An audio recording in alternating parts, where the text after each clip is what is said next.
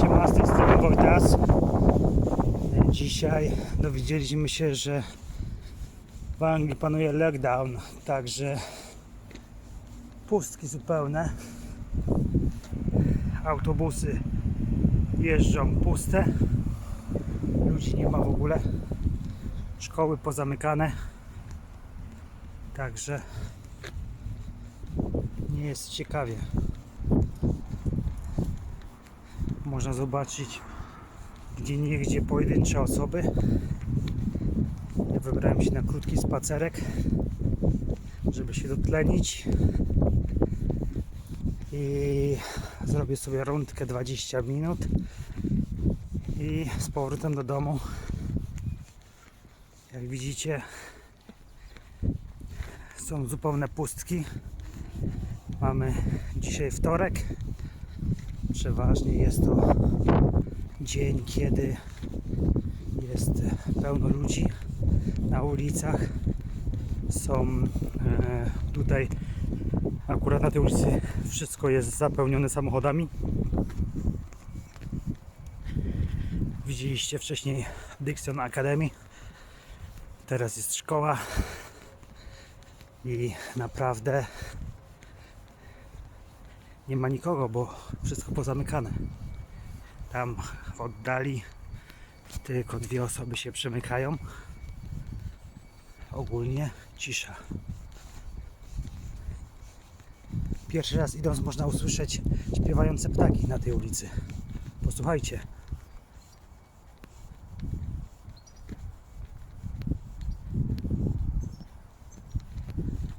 Dziwne. Mi się podoba. No dobra. Na razie. Do zobaczenia wkrótce.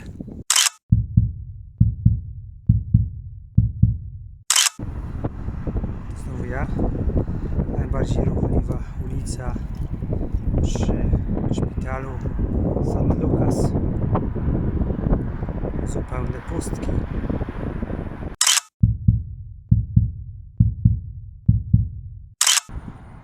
Jedna z głównych ulic wylotowych z Bradford.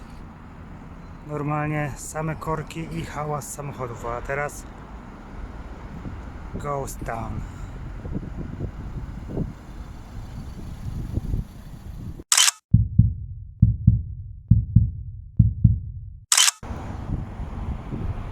Lockdown.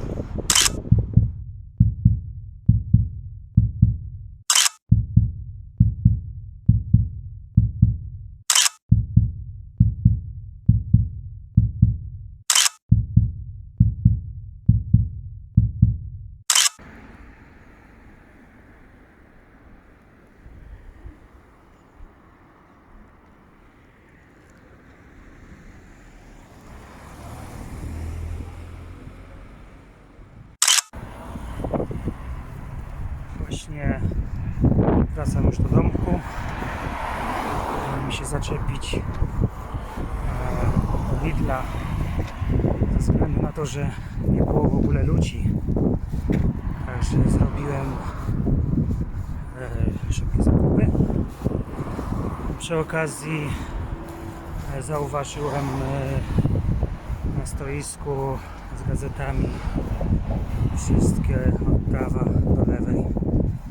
Wszystkie piszą o lockdownie w Wielkiej Brytanii.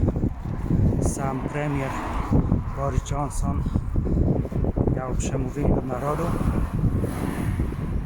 w związku z zaostrzeniem procedur związanych z rozprzestrzenianiem się koronawirusa.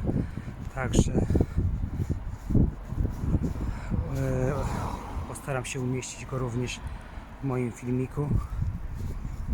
No i na razie. Good evening. The coronavirus is the biggest threat this country has faced for decades, and this country is not alone. All over the world we're seeing the devastating impact of this invisible killer. And so tonight I want to update you on the latest steps we're taking to fight the disease and what you can do to help. And I want to begin by reminding you why the UK has been taking the approach that we have.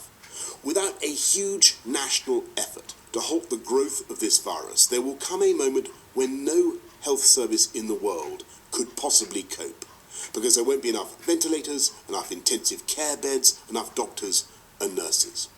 And as we've seen elsewhere in other countries that also have fantastic healthcare systems, that is the moment of real danger. To put it simply, if too many people become seriously unwell at one time, the NHS will be unable to handle it, meaning more people are likely to die, not just from coronavirus, but from other illnesses as well. So it's vital to slow the spread of the disease, because that is the way we reduce the number of people needing hospital treatment at any one time, so we can protect the NHS's ability to cope and save more lives. And that's why we've been asking people to stay at home during this pandemic. And though huge numbers are complying, and I thank you all, the time has now come for us all to do more. From this evening, I must give the British people a very simple instruction. You must stay at home. Because the critical thing we must do to stop the disease spreading between households, that is why people will only be allowed to leave their home for the following very limited purposes. Shopping for basic necessities as infrequently as possible. One form of exercise a day, for example, a run, walk or cycle, alone or with members of your household. Any medical need to provide care or to help a vulnerable person, and travelling to and from work, but only where this is absolutely necessary and cannot be done from home. That's all. These are the only reasons you should leave your home. You should not be meeting friends. If your friends ask you to meet, you should say no. You should not be meeting family members who do not live in your home. You should not be going shopping except for essentials like food and medicine. And you should do this as little as you can. And use food delivery services where you can. If you don't follow the rules, the police will have the powers to enforce them, including through fines and dispersing gatherings. To ensure compliance with the government's instruction to stay at home, we will immediately close all shops selling non-essential goods, including clothing and electronic stores, and other premises, including libraries, playgrounds and outdoor gyms and places of worship. We'll stop all gatherings of more than 2 people in public, excluding people you live with. And we'll stop all social events, including weddings, baptisms and other ceremonies, but excluding funerals. Parks will remain open for exercise, but gatherings will be dispersed. No Prime Minister wants to enact measures like this. I know the damage that this disruption is doing and will do to people's lives, to their businesses and to their jobs. And that's why we've produced a huge and unprecedented programme of support both for workers and for business. And I can assure you that we will keep these restrictions under constant review. We will look again in 3 weeks and relax them if the evidence shows we are able to. But at present, there are just no easy options. The way ahead is hard, and it is still true that many lives will, sadly, be lost.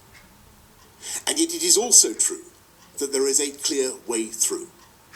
Day by day, we are strengthening our amazing NHS with 7,500 former clinicians now coming back to the service. With the time you buy, by simply staying at home, we are increasing our stocks of equipment. We are accelerating our search for treatments. We're pioneering work on a vaccine.